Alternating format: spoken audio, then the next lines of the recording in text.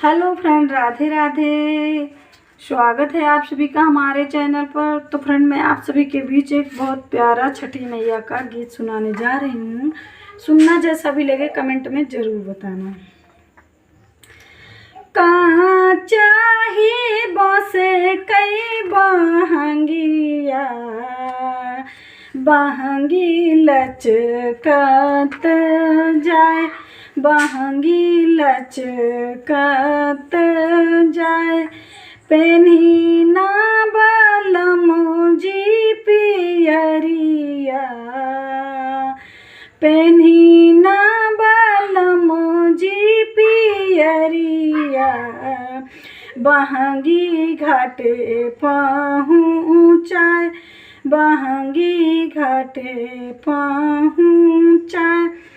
बाट जे पूछेला बटोहिया, ईदल केकरा के जाए, ईदल केकरा के जाए।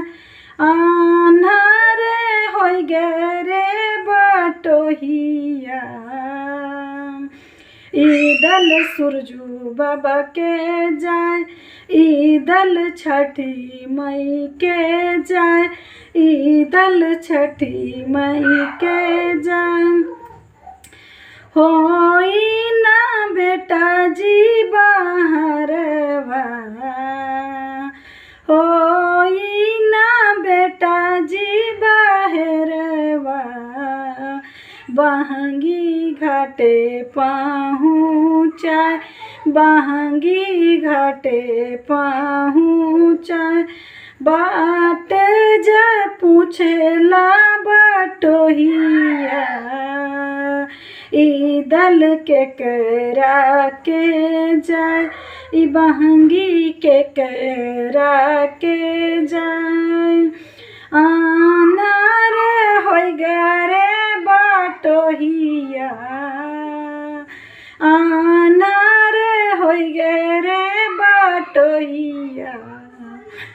ईदल छठी मई के जाए, ईदल सूरजू बाबा के जाए, ईदल सूरजू बाबा के जाए।